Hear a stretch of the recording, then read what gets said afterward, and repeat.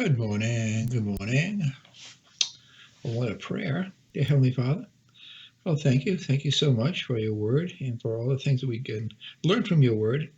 And may we learn some more additional information about these prophecies that Moses gave to his sons and to us. And we give you praise and thanks for all these things. In Jesus' name I pray. Amen. Fascinating chapter. I'm really enjoying it. I can't remember ever doing a study on this particular chapter.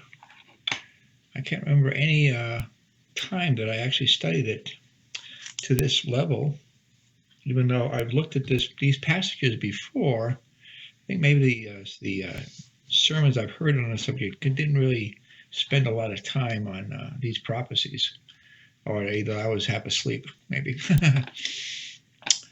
But we'll bring our map back. And it's actually going to take 2 days to finish up this chapter before we move to the next one. So today and tomorrow. And because I realize that there's a couple of other people in this that have a rather interesting history. And so we'll see another one today. So we're going to start off in verse 49:13. For those that are following along in your Bibles. Of course, the verses will be down the bottom here, like always, but not there.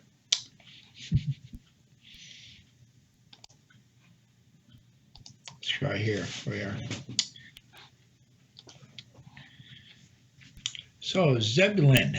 Zebulun is the first one we're going to conquer today. And as I remember from Friday that we started this chapter, and it's basically Moses is on his basically his deathbed. It's almost like God is keeping him alive just long enough to finish this prophecy. Because right at the end of this chapter, he is going to give up the ghost and go to be with the Lord. So now he's up to his son Zebulun, and we'll see what's happening with Zebulun.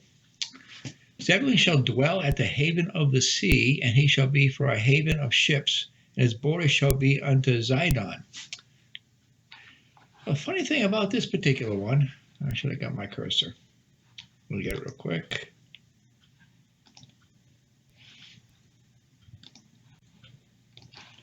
Anything about this one, see Zebulun is right here.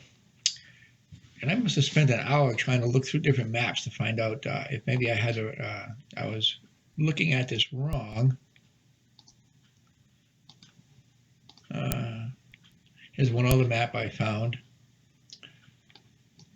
Oh, I need to change to a hand.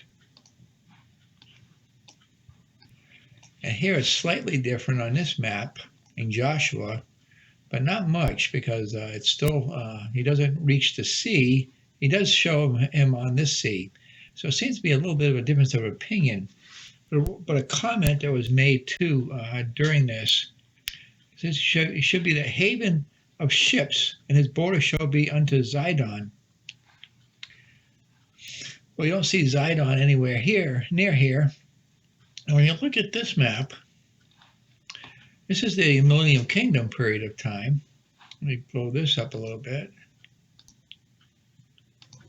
Come on. Wake up. There we go.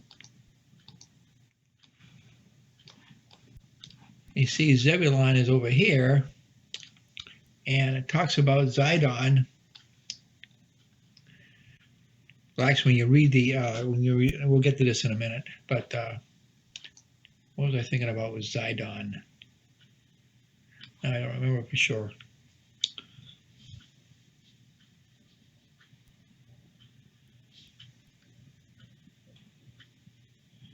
But anyways, we'll get to it here because I have it in the note in the outline here. But basically, even though they were given that area, they never occupied the whole thing, and that's basically what Joshua is going to say when we read through a portion of this.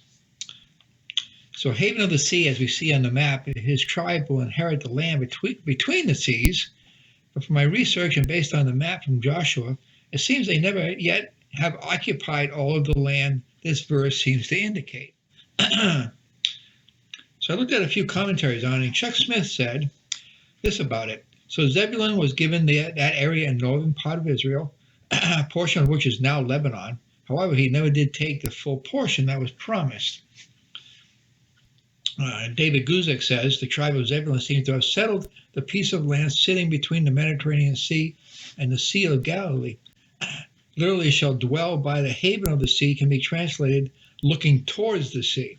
So Zebulun did look to the sea, both the east and the west. So I bring that other map back.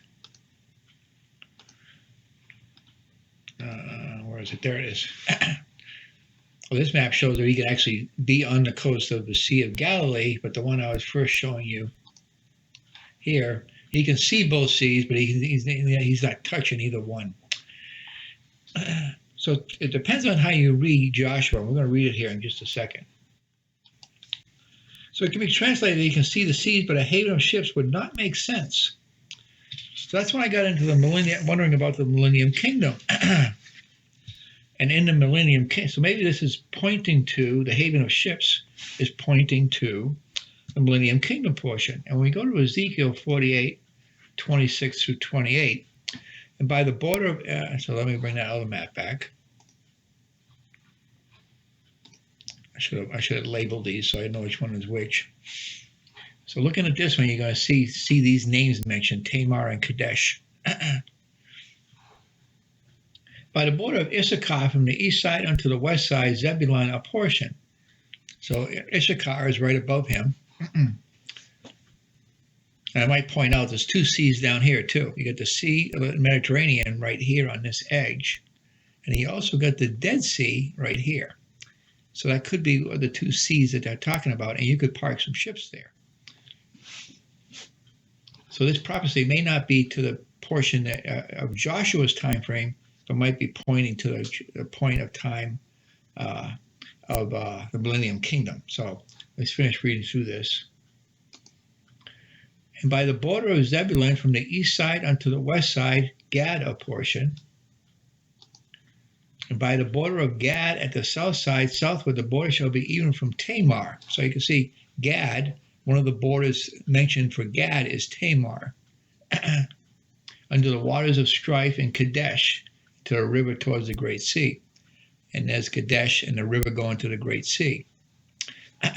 So Gad is more descriptive, and we know that Zebulun is in between Issachar and Zebulun. So you can definitely see that he's in between these two seas. So this prophecy might be actually talking about the Millennium Kingdom, not necessarily the... So I just found that kind of interesting.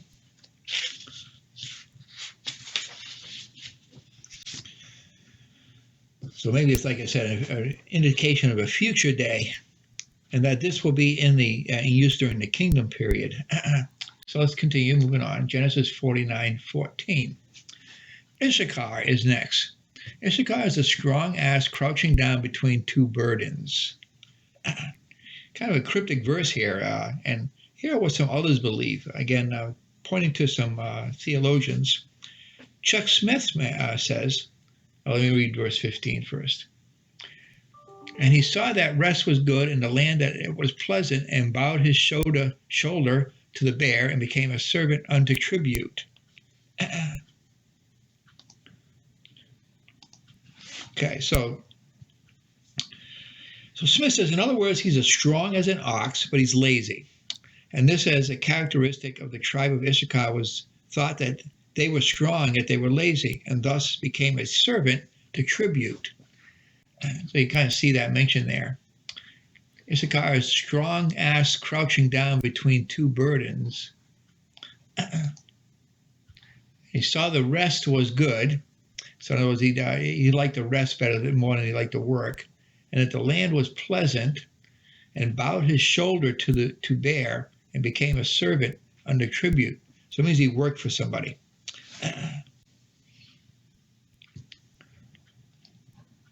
So it's more about making money than it was about. Now, J. Vernon McGee, which is one of my all-time favorites, says Issachar was also finally located way up in the northern part of the land. Let me show you where he's at.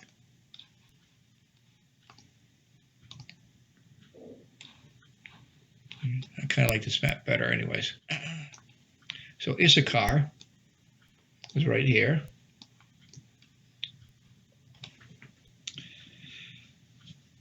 they were the ones who did a great deal of the work that constituted the backbone of the nation. They were the workers, and that is the thought here. We hear a great deal about the silent majority today, and that is the average person like you and me. So these were the quiet, hardworking folks. And David Guzik says Issachar was a large tribe, third in size according to Numbers 26 census.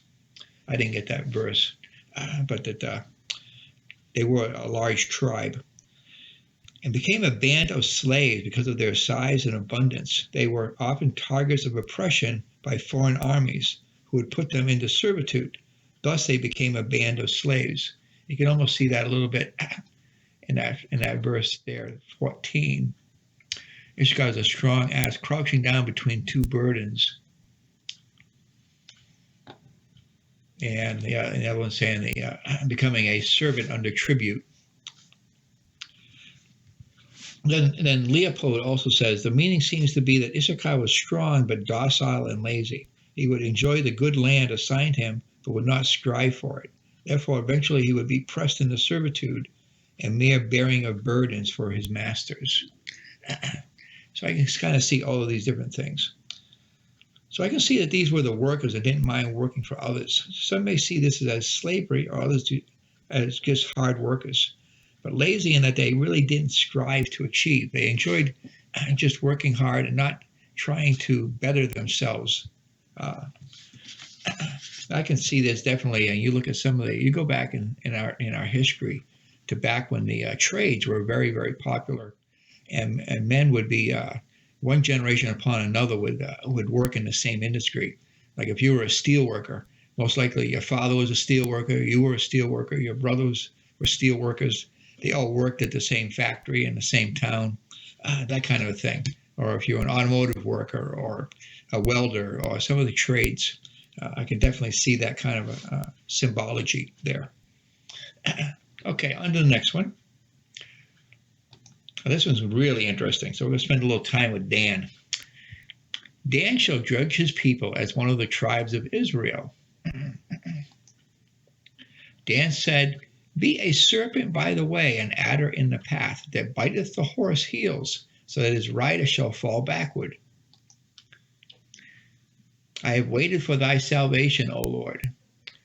This verse here we're going to break this verse down quite a bit. Fascinating verse, and a couple of things that I really picked up on quickly. That biteth the horse's heels. Who do we know is associated with heels? Can't help but go back to a verse in Genesis 3:15, when God mentions something else about a heel.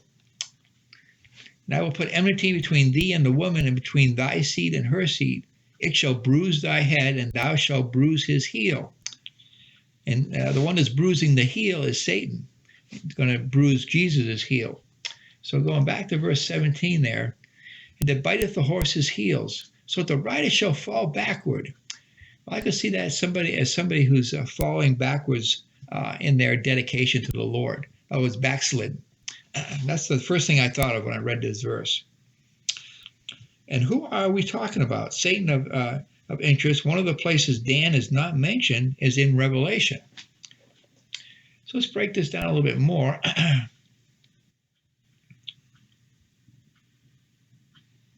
In Revelation 7, I won't go there because he's not mentioned, but we just saw that last in our Sunday school class last week. We were talking about the 12 tribes of Israel and the 144,000 sealed. It mentions in Revelation 7, 4 through 8, those 12 tribes, and Dan is missing of interest. But we do see him again in Ezekiel 48, 1 and 2, when it comes to the millennium kingdom. Now, these are the names of the tribes from the north end to the coast of the way of Hethlon, as one goes to Hamath, Hazaron, the border of Damascus northward to the coast of Hamath. For these are his sides, east and west, a portion for Dan. And that was that. This is this one here. You can see Dan is right up here at the top. And by the border of Dan from the east side unto the west side, a portion for Asher. So then Asher comes after him. As being present during the millennium kingdom. So we also see him listed a lot of the Old Testament, and interestingly, how they are missing during the time of Jacob's trouble, and that Satan is referenced as a certain serpent many times. And I actually did a little research on how many times Satan is mentioned as a in reference. Satan is referenced in reference to a serpent or that we saw mentioned here. Again, looking at verse 17. Shall be a serpent by the way, an adder in the path. Adder is another type of snake, a very dangerous one. So just going through the Old Testament, Genesis has 6 verses with serpent in it. Exodus has 4. Leviticus has 1. Numbers has 10. Deuteronomy has 3. Joshua has 5. Judges has 12. And you get the idea. Almost every book in the Old Testament. 1st and 2nd Samuel have some. 1st and 2nd Kings, 1st and 2nd Chronicles, Jeremiah, Ezekiel, and Amos. But not at all in the New Testament. Dan is not mentioned at all in the New Testament. Very interesting. We also have this interesting comment about Jesus on the cross in an area Dan occupies in the northeast area west of the Sea of Galilee.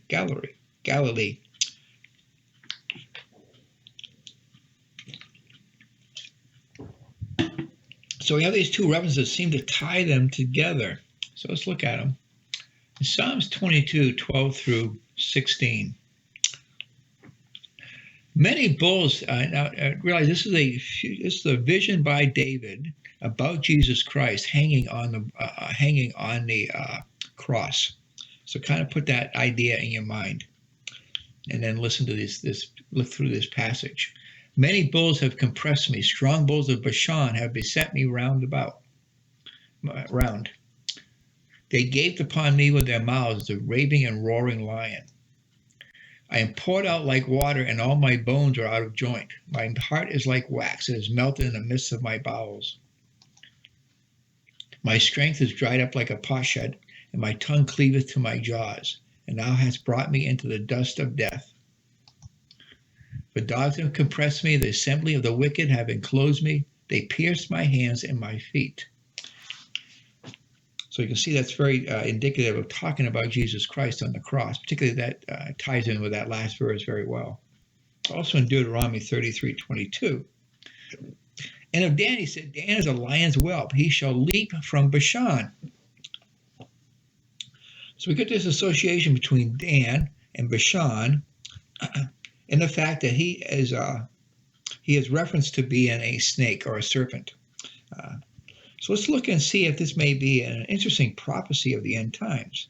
Now, along with the serpent references of Satan, we got these here. Isaiah 27:1. In the day the Lord with his sore and great and strong sword shall punish Leviathan, the piercing serpent, even Leviathan, the crooked serpent, and he shall slay the dragon that is in the sea. Now, this particular serpent, Leviathan, is also referencing basically either Satan or the Antichrist. It could be taken almost both ways. Revelation 12:9. And the great dragon was cast out, the old serpent called the devil and Satan, which deceiveth the whole world. He was cast out into the earth, and his angels were cast out with him. Revelation 12:13 through 17. And when the dragon saw that he was cast upon the earth, he persecuted the woman which brought forth the man-child. And to the woman were given 2 wings of a great eagle, that she might fly into the wilderness, into her place where she is nourished for a time, a times, and a half a time, from the face of the serpent. And the serpent cast out of his mouth water as a flood after the woman, that it might cause her to be carried away of the flood. We'll get into that when we get into Jacob's trouble in a couple of weeks. And the earth helped the woman, and the earth opened her mouth and swallowed up the flood which the dragon cast out of his mouth. And the dragon was wroth with the woman, and went to make war with the remnant of her seed, which kept the commandments of God and have the testimony of Jesus Christ. So playing a little detective here, we got Dan missing during the tribulation. We got this reference between the serpent and the tribe of Dan. kind of the things that make you go, hmm. So one more reference over in Revelation 20, verse 2 and 3. And he laid hold on the dragon, that old serpent, which is the devil and Satan. So he ties the serpent with the devil and Satan and bound him 1,000 years and cast him into the bottomless pit and shut him up and set a seal upon him that he should deceive the nations no more till the 1,000 years shall be fulfilled. And after that he must be loosed a little season. So maybe the tribe of Dan produces the Antichrist, or that area described where Dan had moved them to, which should be near the area spoken of as Assyria. Here's an interesting article on the subject. After the death of Moses, the Israelites were led into the promised land by Joshua, who divided the territory among 12 tribes. The portion assigned to the tribe of Dan was a region west of Jerusalem. At least part of the tribe later moved to the extreme northeast and took the city of Laresh. That was that last picture I keep messing up on. There's Laresh. And if you look at, here is the Sea of Galilee. So I gives you an idea where it's at. There's the blow up. So Jerusalem is down here where my tip of my fingers are. And we're way up here in the north. So this area of Laresh, renaming it to Dan. This northernmost Israelite city has become a point of reference and familiar phrase from Dan to Bathsheba. And I actually got some pictures of that area. It's kind of interesting.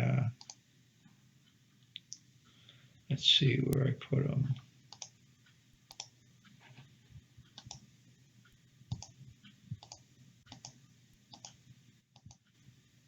Right there.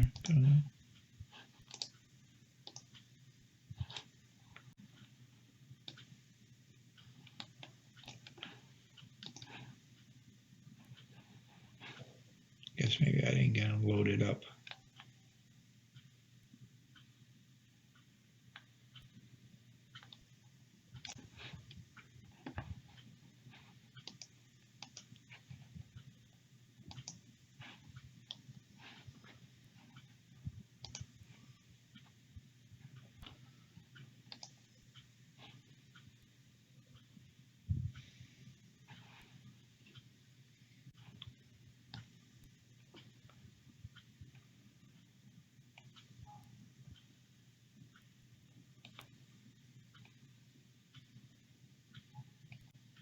I don't know where I put them.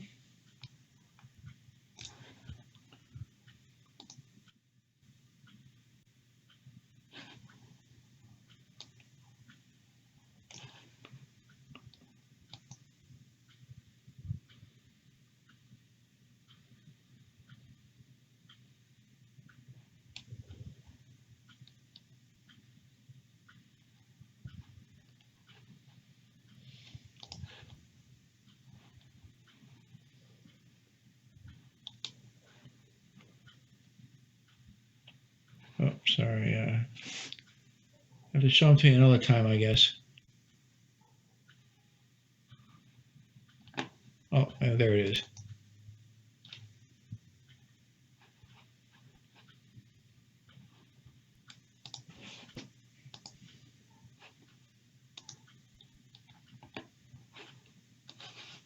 Okay, I'll just show you a picture of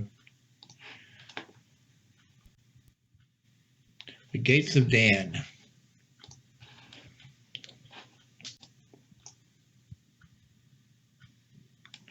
This particular structure here is the area that they reside. They built their settlement. And originally, the northern city of Dan, later as shown below, was a fortified Canaanite settlement until the tribe of Dan expelled its occupants, as described in Judges 18 and 20. Known as the center of idolatry under Jeroboam, several pagan altars below have turned up. This mud brick gate dates to the time of the patriarchs, 2nd millennium BC. So this is in the same time frame we're talking about right now. I don't know if I can show you that one picture. I don't know if you can see that or not. It's pretty blurry, but that's the excavation area of the area called the Gates of Dan. So anyways, what I'm driving at here is the fact that it seems like that they fell into idolatry and that they turned away from the Lord. This is kind of interesting. It's kind of symbolic that the fact that they're missing from the revelation, but they are going to be forgiven, and at least a portion of them is going to come back. And it even said in that article I told you that only part of them actually came up here and started into idolatry. The rest of them stayed down there the other area and were faithful to the Lord. And one of those famous Danites was Samson. You might remember Samson, the famous story of Samson and Delilah. Used his mighty strength against the Philistines. Dan was one of the 10 northern tribes. Disappeared from history after the Assyrian conquest of the kingdom of Israel. So when the Assyrians came down and captured the northern kingdom, Dan was part of those. And that's where I get that tie-in to the possibility that had something to do with Satan and the fact that they're missing during the tribulation. So that's that area up there. And so we'll go back to the other map there so where you can see. The other part of Dan is down here, down near the center of activity, because there's where is Jerusalem? Well, Jerusalem ain't on here yet, but Jerusalem is right in this general area where my finger is.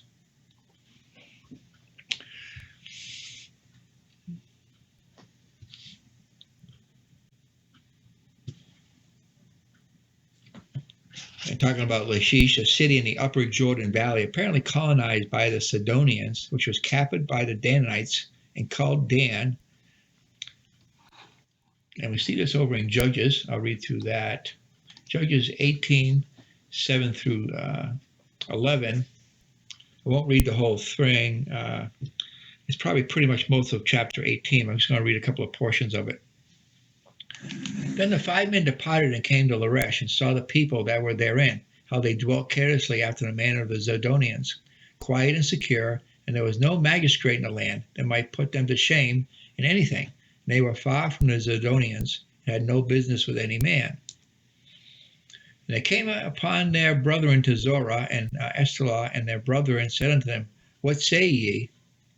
And they said, Arise, that we may go up against them, for we have seen the land, and behold, it is very good, and are ye still? Be not slothful to go and to enter to possess the land. When you go, you shall come into a people secure, into a large land, for God hath given it unto your hands, a place where there is no want of anything that is in the earth. And there went from thence the family of the Danites out of Zorah and out of Eshtaol, 600 men appointed with weapons of war. Now I'm going to jump ahead to verses 28 through 31. And there was no deliverer, because it was far from Zidon, and they had no business with any man. And it was in the valley that lieth by Bethrob, and they built a city and dwelt therein. And they called the name of the city Dan, after the name of Dan their father, who was born unto Israel. Howbeit the name of the city was Laresh at the first. And the children of Dan set up a graven image, and Jonathan the son of Gershon, the son of Manasseh, he and his sons were priests to the tribe of Dan until the day of the captivity of the land. And they set them up Micah's graven image, which he made all the time that the house of God was in Shiloh.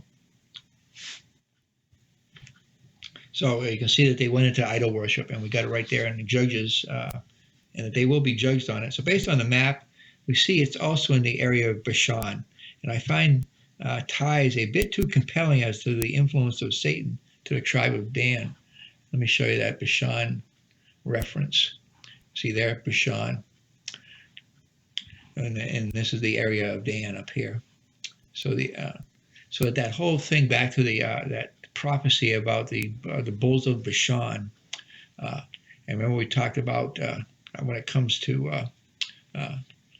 this particular area. This is also the same area. I think Jesus in this area over on the other side of the Sea of Galilee met those demon, the man that had like a legion of demons inside of him, and he sent them out of the man into the pigs. That was also in this general area. So this area had a kind of like a satanic way about it. And now this particular area is actually part of, this would be part of Iraq, I think.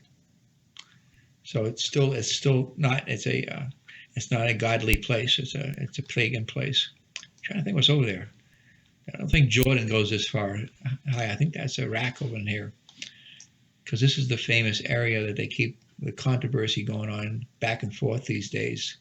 The West Bank, which would be that's more down in this area. But it's the what's the name of it? I can't think of the name of it now. Oh well, it'll come to me sometime.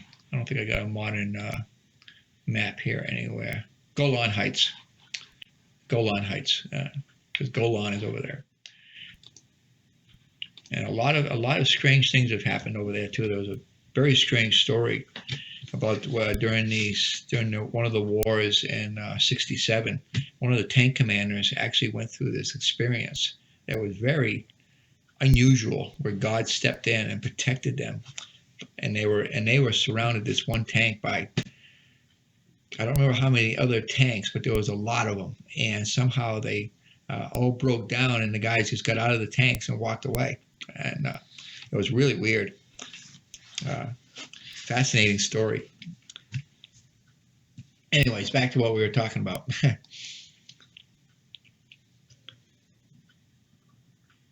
So based on the map, we see it's also the area of Bashan. Okay, so